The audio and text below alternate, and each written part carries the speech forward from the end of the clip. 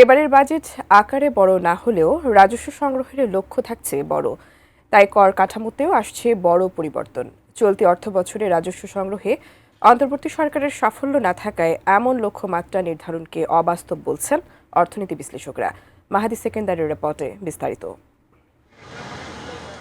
বাজেটে অন্যতম আগ্রহের বিষয় থাকে কর হার, কেননা কর বাড়া কমার প্রভাব পড়ে সরাসরি ভোক্তার উপর। এবার রাজস্ব আদায় লক্ষ্যমাত্রা চলতি অর্থ বছরের চেয়ে ৩৮,০০০ কোটি টাকা বেশি। ফলে কোনো কোনো খাতে কর যেমন বাড়বে, তেমনি কর বসবে নতুন খাতেও। ন্যূনতম আয়কর ৫,০০০ টাকা, তবে নতুন ৩ নম্বরধারীদের জন্য তা ১,০০০। করমুক্ত আয়সীমা ২৫,০০০ টাকা বাড়িয়ে এবার ৩,৭৫,০০০ টাকা করা হচ্ছে।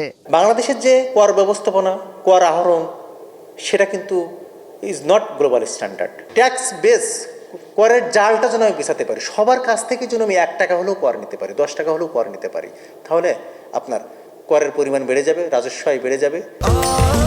স্বাস্থ্যকর অল টাইম ফ্যামিলি কেক, সব সময় অল টাইম হেলদি লাইফ।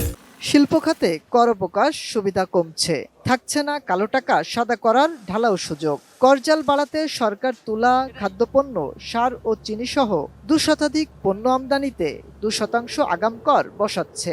স্থানীয়ভাবে উৎপাদিত ফ্রিজ, এসি, মোবাইল ফোনেও কর বাড়বে। ট্রাম্প প্রশাসনের চাপে যুক্তরাষ্ট্র থেকে আমদানি করা শতাধিক পণ্যের শুল্ক কমানো হচ্ছে।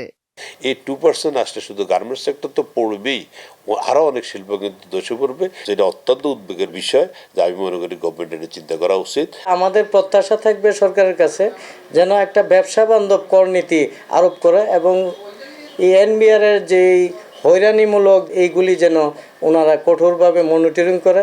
অর্থনীতির এমন ধীরগতির মধ্যে রাজস্ব সংগ্রহের লক্ষ্যমাত্রা কতটা অর্জিত হবে সেটা নিয়ে সন্দিহান অর্থনীতিবিদরা।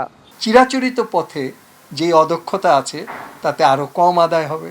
সুতরাং রাজস্ব আদায়ে সাফল্যের কোনো সিলভার লাইন বা রূপালী রেখা আমি দেখতে পাচ্ছি না। খাদ্য সামগ্রী সহ তুলা এবং আরও অনেক পণ্য আমদানিতে আগাম শুল্ক বসানোর প্রস্তাবেও বিশেষজ্ঞরা আপত্তি করেছেন।